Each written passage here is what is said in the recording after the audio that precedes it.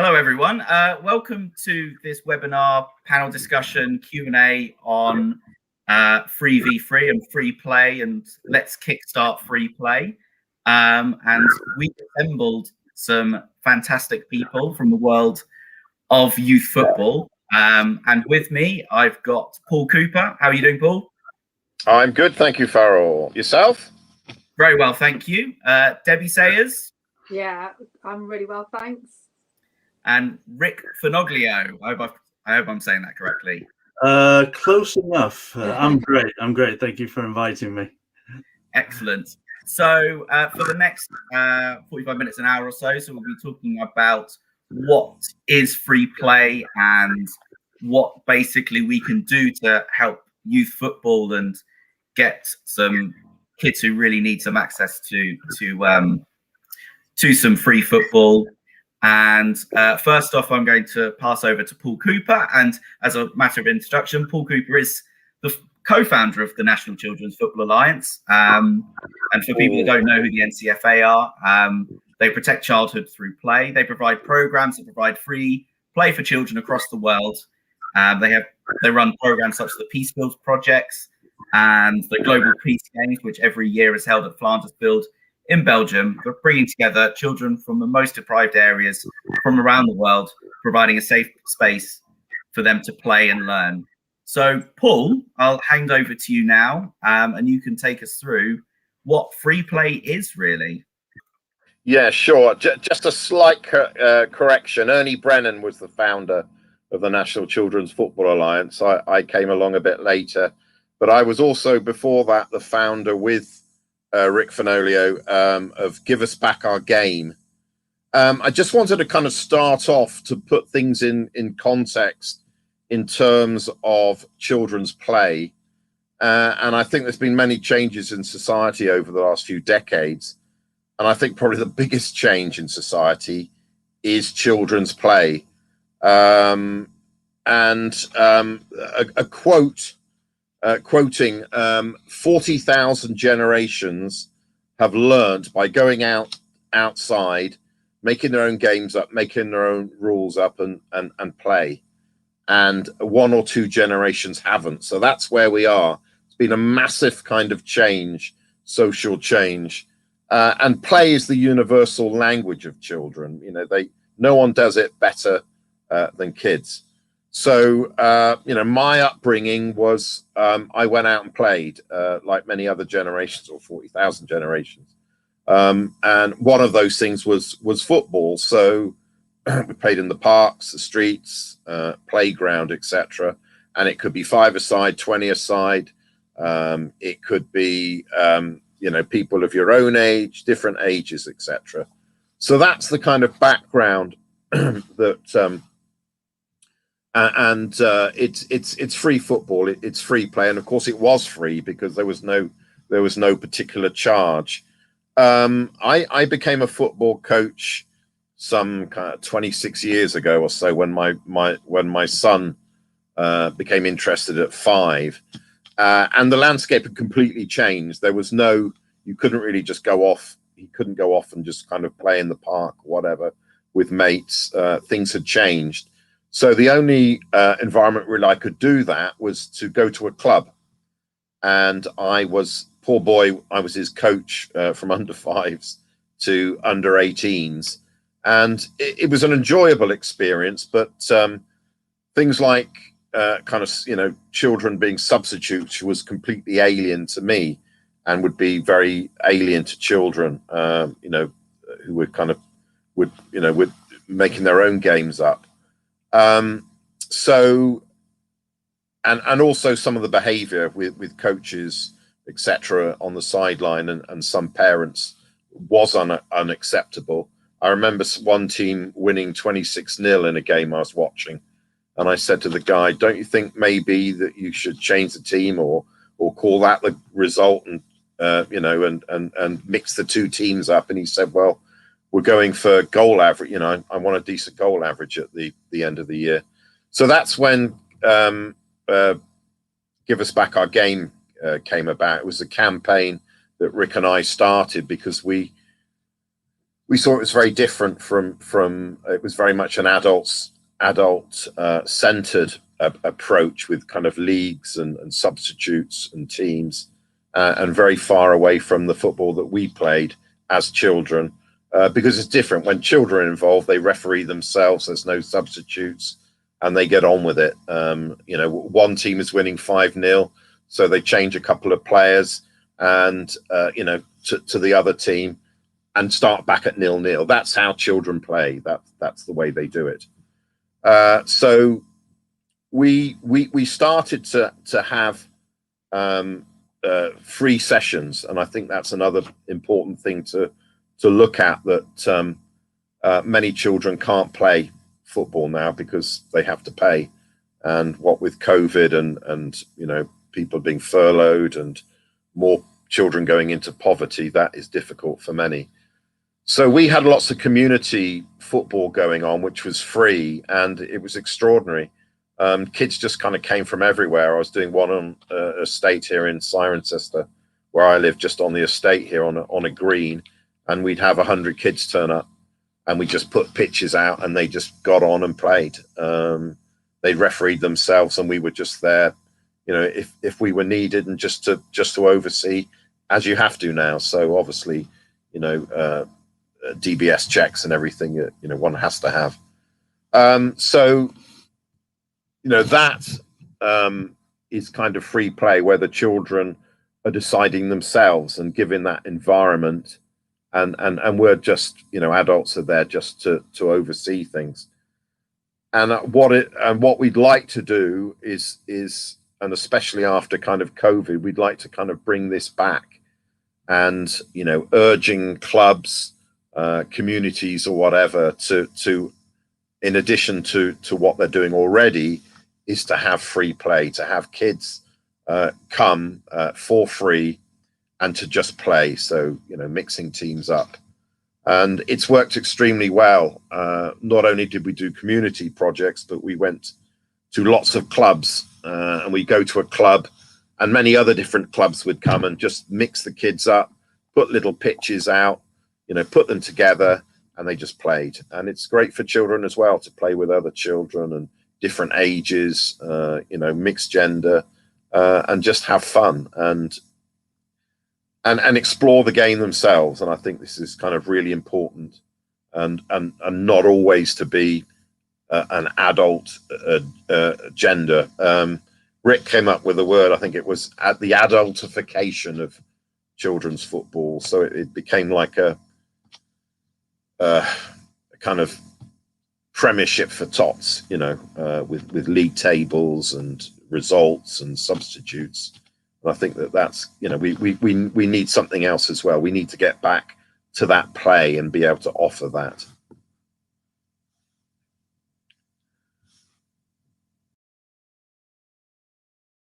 Thanks, Paul. That was a really good sort of summary of what's going on.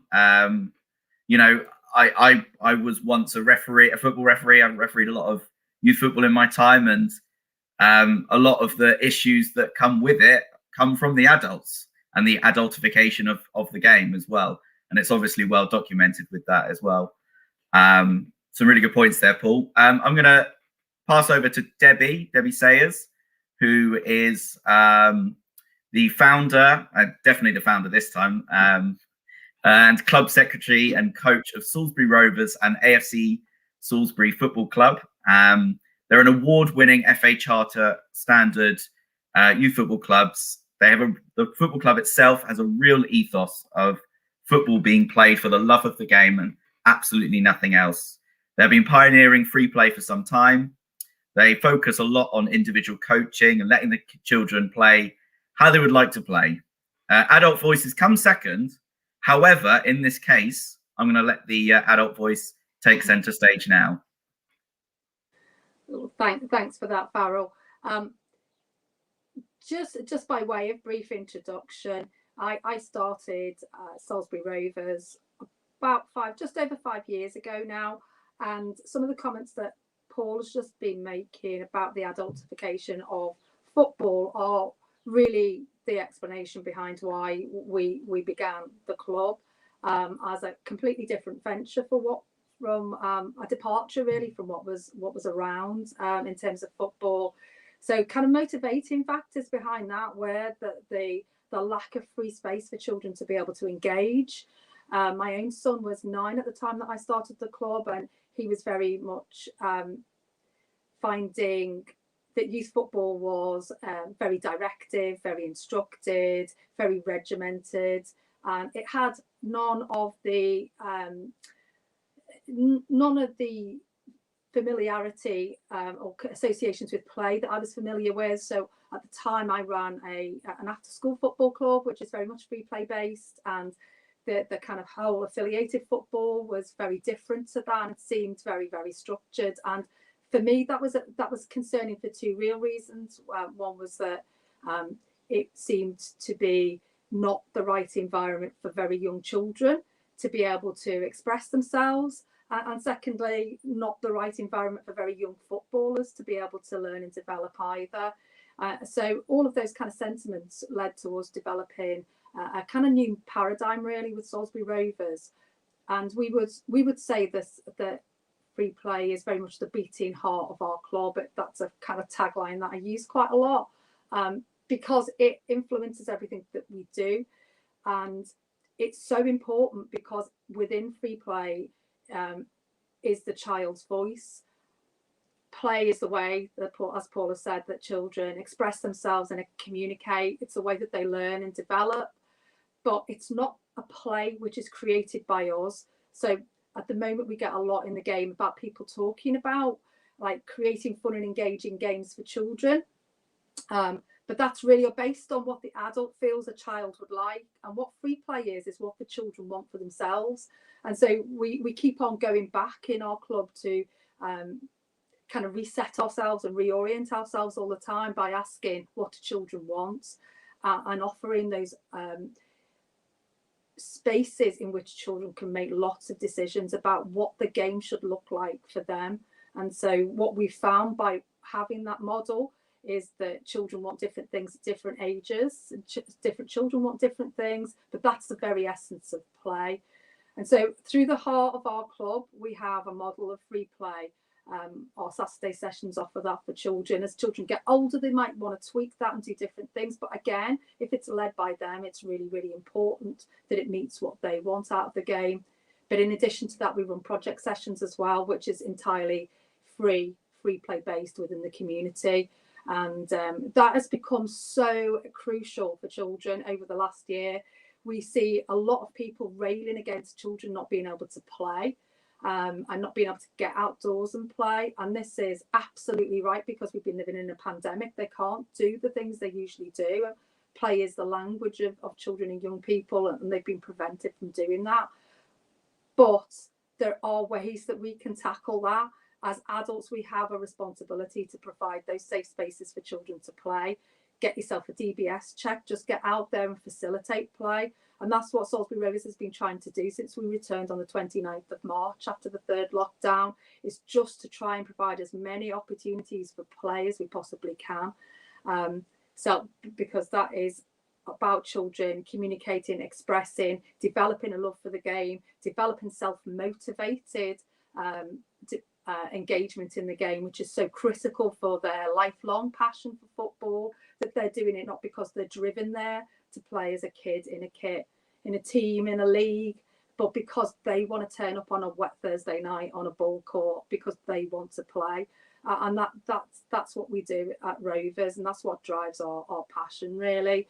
And we would like other clubs and teams and coaches and adults to see how simple and easy it is to deliver free play within your own club, within your own community. And that's what we're really hoping tonight we can share some of those ideas with people.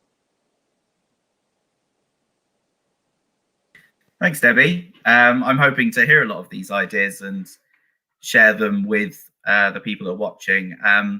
Just to say to people that please ask your questions via the chat box, and we'll cover them later. And we're hoping to make sure that some of these ideas and all the panel will be discussing what you can do to help get this free play going, really. So now I'll pass on to Rick Finoglio. He's a youth sport advocate who is best known for his groundbreaking research on small-sided games with the Manchester United Academy, and for co-founding, along with Paul, Give Us Back Our Game. Rick has recently retired from a 30-year academic career in sports science from Manchester Metropolitan University and stays heavily involved in grassroots football, both in the UK and his native USA. Rick has a long history of experience at all levels of the game. And so I will pass over to his expert input. Thanks, Farrell. It's nice to meet you and to be here. There's so much to talk about. This topic encompasses so many different things. What's great for me about this initiative is basically it's why do it? Empowerment, basically. As Paul was saying, the ability of kids to determine their own play areas, determine their own rules. They don't get the opportunity very often because whether you like it or not, the adultification. People love football so much that they tend to want to do what they want to do, and I'm involved a lot with coaches. I'm involved a lot with scouts, and all the things on the coach education program are all about coaching. How to coach, what's the best way to coach, what do you do, when do you step in, when do you talk, when do you come back. But what I think we're going to see in the next decade, at least I hope so, is a switch. I guess you might call it a paradigm switch, but a switch from teaching or coaching to learning. Okay, how often do we actually think about how is the child learning to play football? What's the best environment for them to do so? And one of the issues that comes up all the time is kids don't like to go out and play on their own. They're not proactive. So this initiative is fantastic, and we need to keep on this year after year after year, because every year we have new parents with new children entering the game.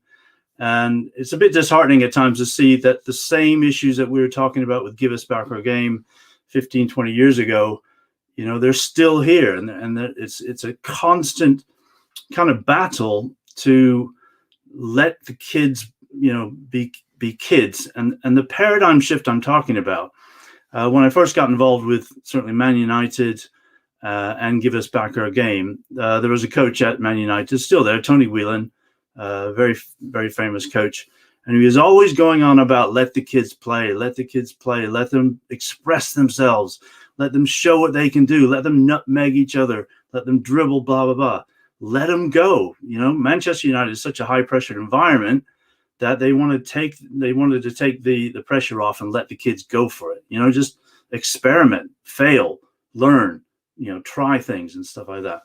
And then we Give Us Back Our Game. It was the same thing. But what always came back to me was, until people saw and really began to understand what we were saying, which is basically try to see the game through the eyes of the child or the player, it was very difficult for the adults to get their head around what do we do? What do we do? How do we make this game better? How do we manipulate things? How do we construct? Well, it's not about construction. It's about almost deconstruction at the present time. What we're trying to do is get people to back off, deconstruct it a bit, let them play, let them do it, let them experiment, let them own it. Okay. If they own it, they're going to play, they're going to be happy. If they're happy, they're going to come back. If they're going to come back, they're going to fall in love with the game, and everyone's a winner. So Give Us Back Our Game and the Manchester United research I did, it certainly changed my life. But what it really, really did for me is it opened my eyes to other parts of society where we don't allow children to have any access, or we control them, not just in sport, but in, lots of things, other things we do, education, stuff like that. So the more Paul and I looked around society, the more we saw that the adults were in control, and children really had few opportunities to make decisions, change things, be empowered, and make decisions. So for me, that's really what this is all about, is trying to keep that momentum going free v free. Why should, yes, there is a place for, academy clubs. There's a place for professional sports. There's a place for grassroots sports. There's a place for everybody. But free v free says it in essence. Let's deconstruct it, get it back to its roots, get it back to the joy of playing that all of us have. That's my soapbox for the day.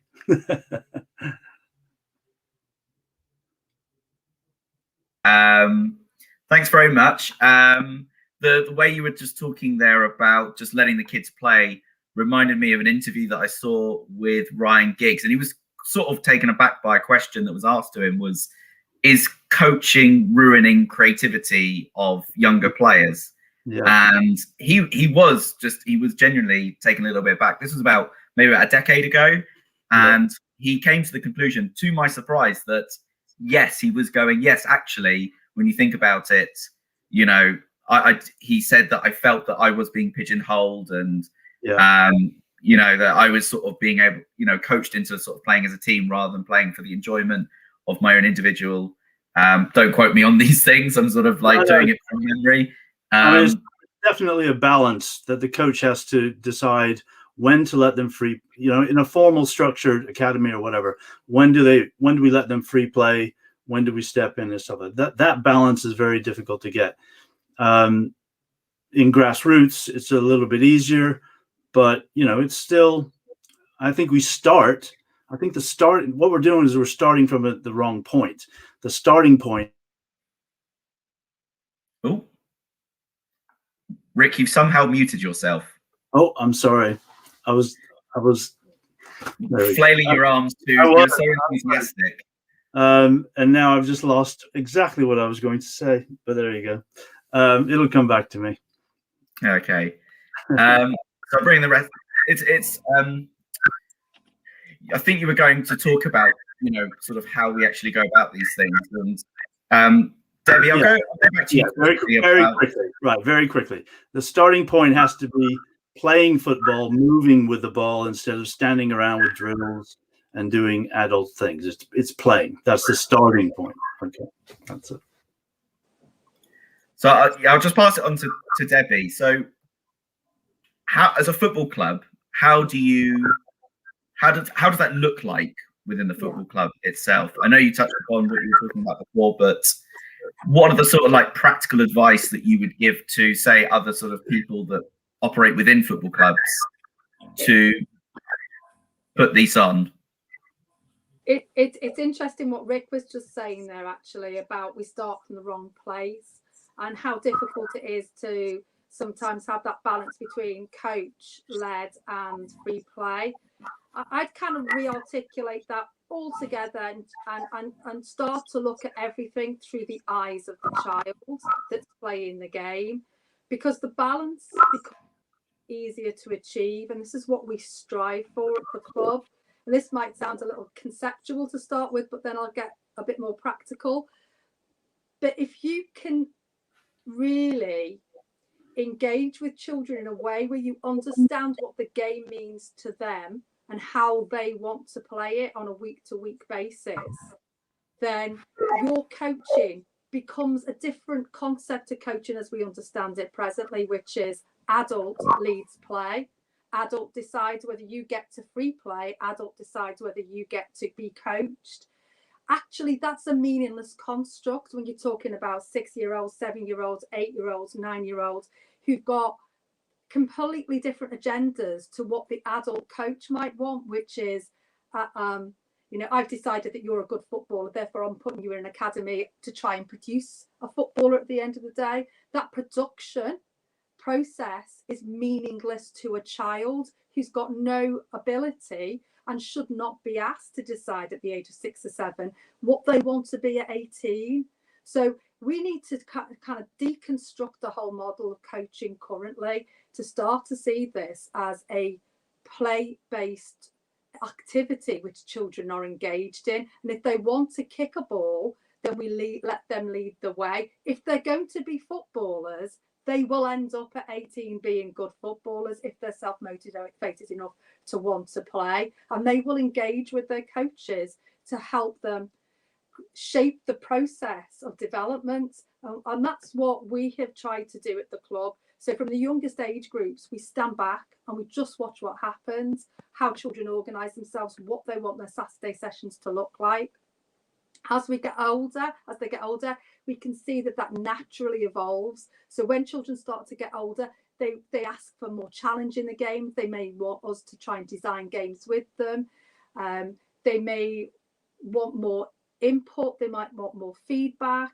But it's a development process that's shaped by the natural development of the young person involved. So by the time they get to under 16, it looks more like the coaching that we recognise as being kind of coach-led, but it's always, and Paul will know this because Paul's been down to one of my under 16 sessions, it's always coach is the background to what they want, and I'm trying to shape and deliver something that is, it's something that they see they want out of the game. That's my role. My role is not to impose on a child's game or a child's life my own agenda and my own ambitions, but I'm still a coach. And I think we've got to get away from seeing coaching as this, or it's just free play that. If we can try and centre ourselves around what the child wants, then we can make this a better experience all round. So how does that develop practically? Well, as I say, throughout the Saturday, we engage with children. We ask them what they want their football to look like all the time. Over last lockdown, I held lots of Zoom calls with children to ask them what they wanted football to look like when they came back, and we drew up little plans for them. Every single session, I've got a big notebook. I write down, what do you want the next session to look like? What do you want to do? And we shape the sessions so that we meet those aims. But in terms of then delivering that free play, you've got to get the right people involved, the right people who understand what you're trying to do, who understand what the philosophy is with game-based practice and standing back and letting children develop. And so they're not always jumping in and trying to coach and impart their gold dust onto children, because that's what coaches tend to think that they've got. And we also go around, as I say, and do those community-based projects. We've got funding to do that, but actually all you need is to find a free bit of space and a couple of DBS checked volunteers, and ask people at your club or within your community setting to come along and play. It really is that simple. If you're a coach and you've got a little, say, under 9s team, make your next session free play. Tell the parents why you're doing it. Saturday, I'm not coaching as you imagine coaching to be. It's going to be a different type of coaching. I'm going to let them lead. I'm going to see where it takes us, because I believe that will create an environment in which the children can express themselves. Explain that. Ask the parents to watch for that. Ask the parents to say, kind of support all the different examples of creativity that they can see. If people turn around and they might and say, well, I'm not going into that because that sounds like rubbish, my child needs to be trained. Well, you'll know, but I'm sure that the majority will understand that play is really important for children at the moment. And once they've got that, once they've had a little taste of it, the children will ask for more of it. But we've got the power to deliver it, and we've just got to start doing it. Yeah, I think that's a really important point, that the definition or how you see a coach, even to your own self, when you talk about coaching and going through your badges and stuff, how people see coaching, and how, when you're going through those, how you consider coaching to be. You're suggesting, and I think it's absolutely fantastic, a different definition of what a coach is, and we need to broaden it to encompass the free play areas. The other thing I found really interesting was the parents. Okay, the reaction of the parents. This is a huge problem in the US, and same in the UK. What would you, Debbie, from your experience, what would you suggest for coaches taking this approach? How do you explain it? It's a really tough one. Yeah. It's because we've been going 5 years, we've learned the hard way. We've just assumed sometimes that people understand what we do, but they don't. So I try to make it as clear as possible. And so we've got a website which has got lots of information on, and then we pare that information down into little graphics that we share with parents and that are on our website to say, this is how we coach. Our coaches are asked to do these things. Is everybody involved? Are the children all having fun? You know, have you asked the children what they want to do? So there's like 5 little checklists that people have. And I will talk to parents about this as well. So I try and go around the side of the pitch and have a little chat. You know, I can try to make myself as available as possible to have those discussions. We've got documents about how we coach. We've got PowerPoints about how we coach. Okay. We try and show the science. We try to share the science behind what we're trying to do as well, and the children's rights aspect of it. Yeah. But still, when you deliver it in practice, some will balk at it because they say, where's the coaching? I could go down to the park and do that myself with my child. This is just not training. You know, where's the train? Absolutely. And there is a scientific underpinning for this through constraints theories and, you know, play and free play and stuff like that. So, you know, I absolutely, I've been there. Paul's been there. We had a couple of sessions where after our little demonstrations and our Give Us Back Our Game, small-sided games, we sit everybody down and, you know, what's your feedback on this? And I remember some quite heated conversations, Paul, with some coaches about, you know, they really, really did not agree with this. You know, they really wanted to be front and center and direct and everything. Do you remember those? Yeah, absolutely. And I think it's, it's about control. And I think it's, to be able to do that would be out of a lot of people's comfort zone, because they think it's going to be anarchy. So I think that's one reason why that's kind of happened. And I think what we're kind of talking about is not only a different way of coaching. We're also trying to promote, which we will be doing via the Free v Free project, is for clubs and communities to open up their doors to provide free football, you know, for children that can't afford it. So maybe have a session a week where just kids come, different ages, mixed abilities, mixed gender, and play. So if people can keep an eye out on social media, we're starting a 2-week Free v Free during starting on 19th of July. I know we've got one event in Cirencester on the 25th of July, Sunday the 25th of July. So there's 2 kind of areas here. You know, we understand that a lot of people, a lot of children haven't played football because you know, they can't afford to. You know, their parents can't afford them to send them to a club. So we're really kind of working on providing some free football, and hope that clubs and communities can help us with that. You know, so that we can just get more kids playing. Yeah. Yeah, that's exactly right. I think that the more that we can sort of get it into the culture of sort of youth football, the sort of more accessible it will be for all children, and that's, you know, the main aim of it at the end of the day. And you know, you took, you know, what was the thing that sort of like struck out to me there when you were talking was how some parents and some adults might not feel as comfortable thinking just letting the kids, you know, organize their own play and do all of that, when they forget that that's what we did at school. You know, we were let out into the playground and that's what we did, jumpers for goalposts, or we made our own games, and it wasn't anarchy, was it? It was, you know, it was great and wholesome and welcoming, and it, you know, it didn't matter who you are or what it went to. Yeah, children are the experts of play, and wherever I went, you know, wherever we went through the country, and we asked people how they played as children, and it was always the same thing. You know, you pick 2 even sides as you could, and which is why you kind of pick, right, you know, 2 captains, because the more even the teams, the more competitive it was. And that's what kids want. They want to score goals in it, for it to be competitive, but their definition of competitive. And that thing always as well, if a team is winning 5-0, they change it because it's not competitive. That's why children change it, so swap a couple of players onto the other side, then start back at 0-0. Adults don't do that.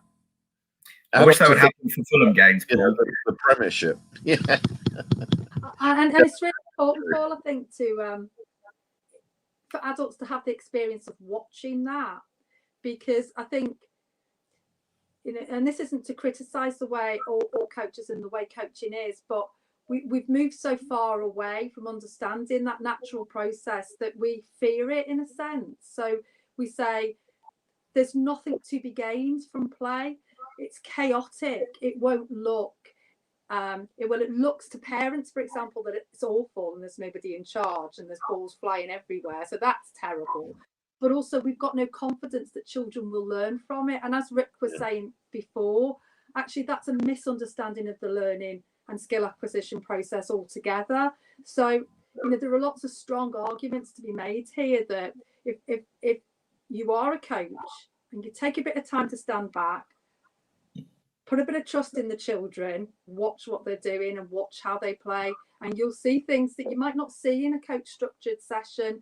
And you can find then ways to try and incorporate that in your own club, even if it's just extra sessions. But it is about having that faith in children to be able to see that they do develop football skills, all on their own when they play football. Yeah.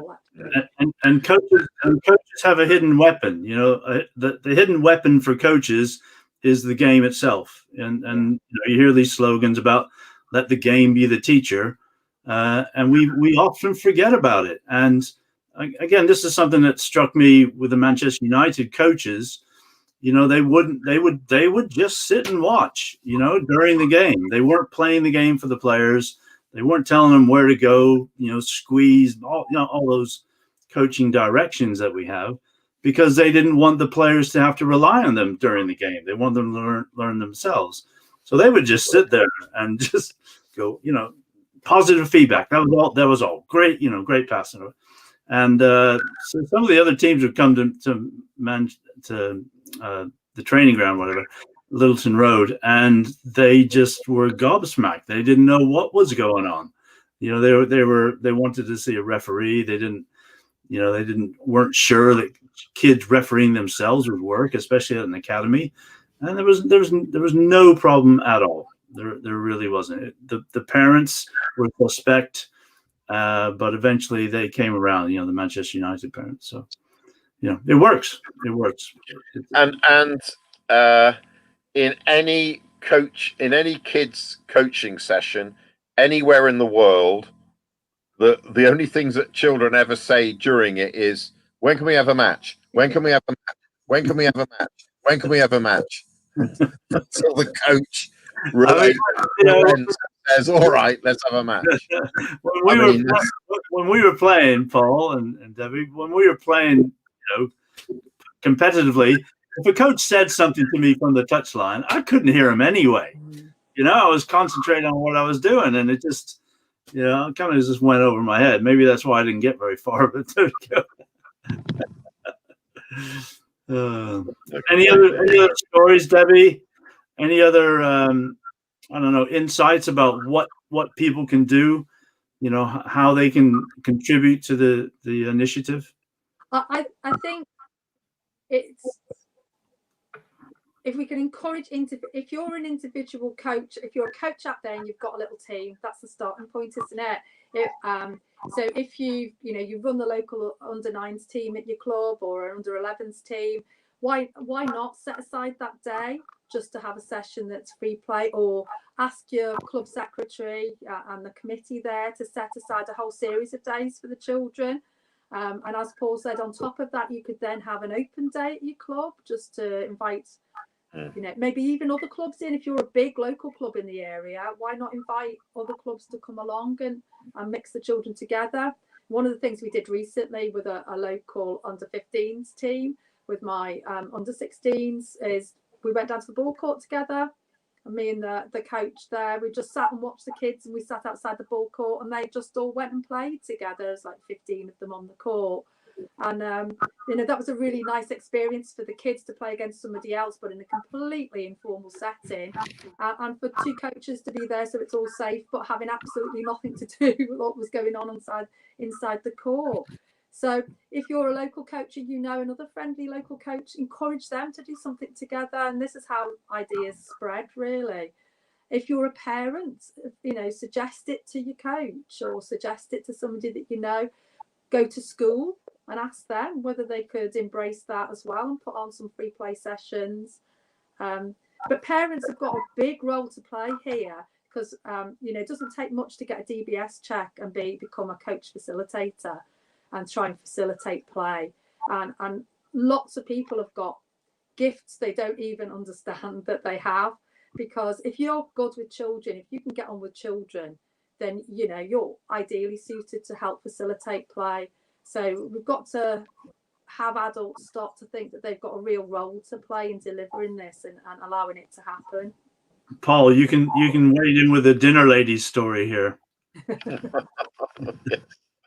Yes, with the Dutchman Bert-Jan Heymans, we were asked to, Bolsover Council asked us to train up 100 dinner ladies in their tabor for a week. We went round and train them to facilitate kids' football in the playground. And that was hilarious. I actually, from that, I was asked on Women's Hour. I was on Women's Hour, and they said, "Can you go to this school in, I think it was in Derbyshire, and the head teacher will meet you, and you've got to train up the dinner ladies." So we had tabards doing kind of nutmegs and whatever, 3v3 or whatever. Absolutely hilarious. But and actually, it's quite a point. From that as well, I noticed we did, when we did Give Us Back Our Game 15-20 years ago, we did a survey, went round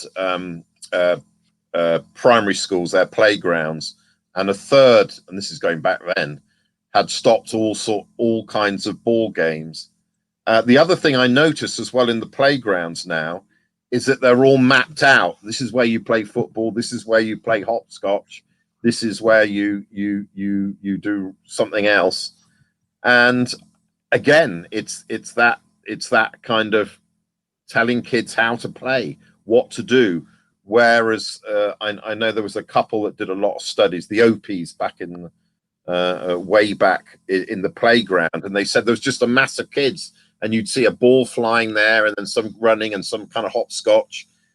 But when you concentrated, you could see that there was a game going on there, a game going on there. It looked like complete confusion for an adult, but kids knew what they were doing and arranging their games in there. And they came up and they said, we realized that if a kid had a look of concentration on his face, they were playing one of those games in there, but it was quite difficult to work out because kids do it.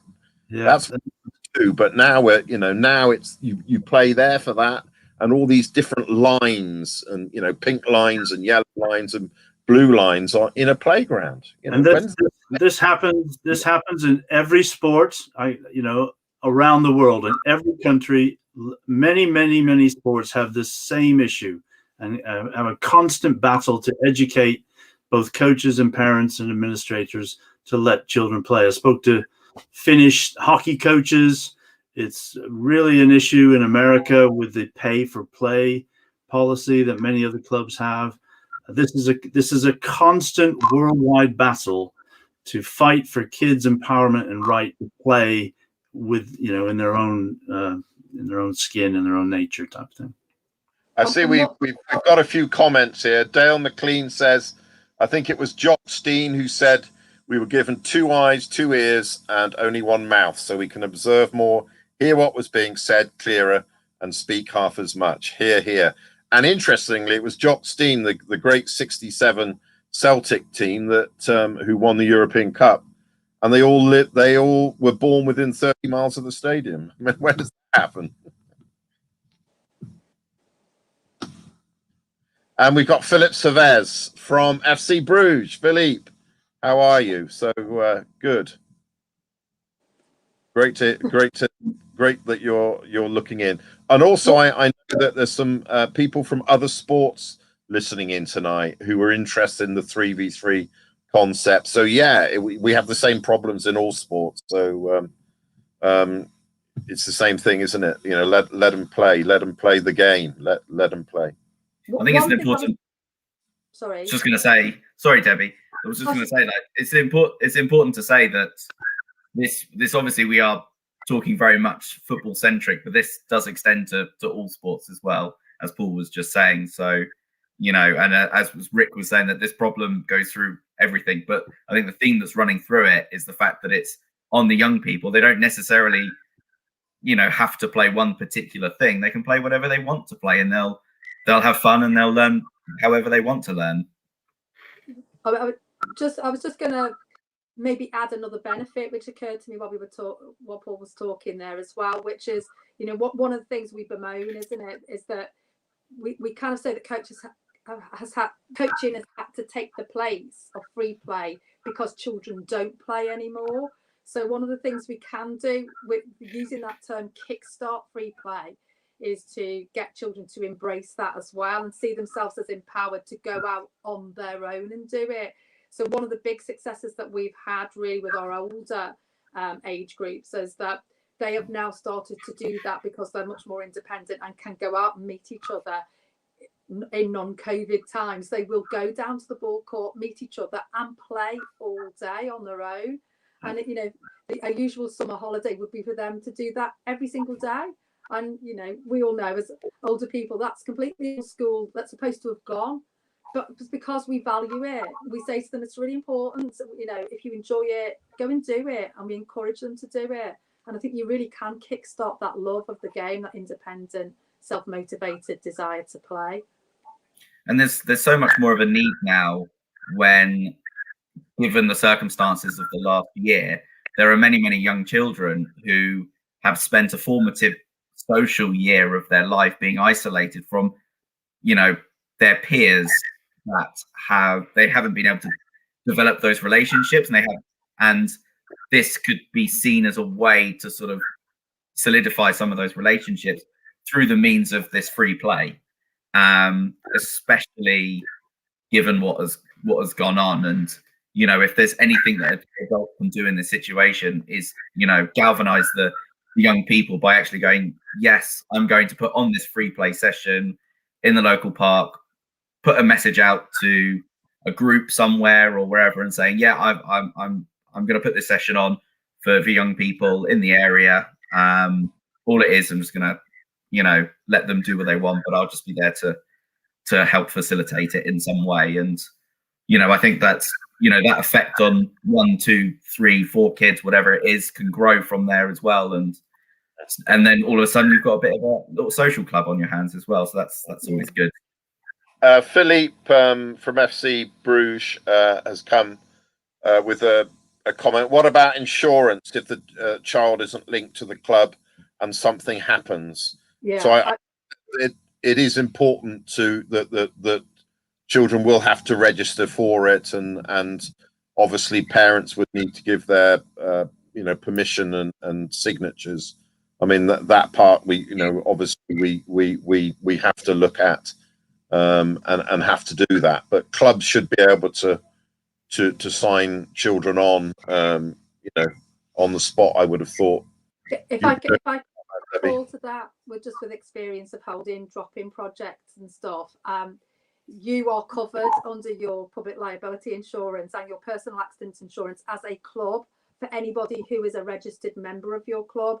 So if you hold in drop-in sessions and the children are just registered with you, then that's absolutely fine. But it is important to have a framework, a safe framework for children. So, you know, people should make sure that they're providing properly, you know, kind of DBS checked volunteers, and they're working through proper frameworks, whether it's schools or clubs or associations or community organisations that are trustworthy and safe for the children. and that are insured as well. Absolutely, really important. And also, Debbie, I know that you obtained some kind of funding as well, extra funding. That may be important in terms of some of the pitches or places that we're looking at for children to play. So, is there any recommendations regarding funding out there? Yeah, there's lots of providers of small grants for funding. So all counties have got their own community foundation. So if you look up, for example, we have Wiltshire Community Foundation grants here that we hold to be able to deliver free football in 2 areas of socioeconomic disadvantage. There are often local authorities, whether they be county councils or unitary authorities, will have their own kind of area board or some kind of sports grants facility that you can apply to. The National Lottery does small grants as well. Tesco's Bags for Help.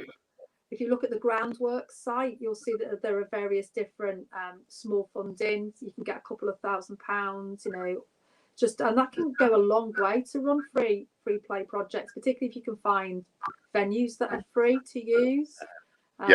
And Sport England as well can offer funding. They will run different types of funding projects at different times of the year. Always worth checking their websites to have a look. But people do get in contact with me if anybody wants to discuss that further. I'm quite happy to have a chat on the phone about funding options and things. Great, good stuff. Fantastic. So I'll look to wrap up here now. And I think that Debbie, I think that was very, very good to actually point out. So where can people actually get in touch with you if they need to find out more information? So the best way to contact me is through the club. So you can go to Salisbury Rovers FC. At outlook.com is our email address. So just drop me an email. I think it's on the scroller there at the bottom. And we've got a website, salisburyfc.co.uk as well. That's got all our information on and contact details. So yeah, I'm always quite happy to chat football to people at any time. So just drop me a line. There's some fantastic resources on the website as well.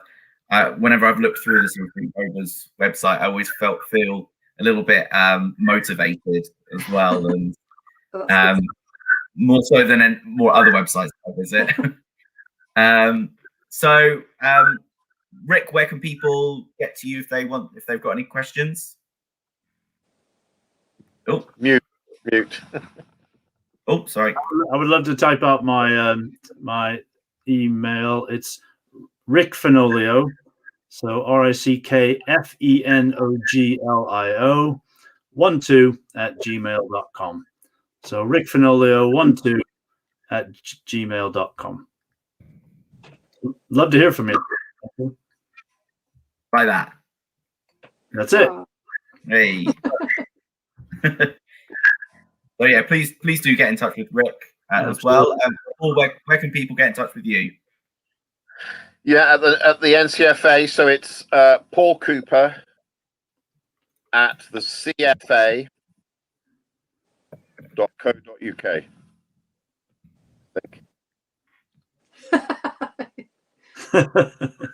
Oh no, I've done it wrong.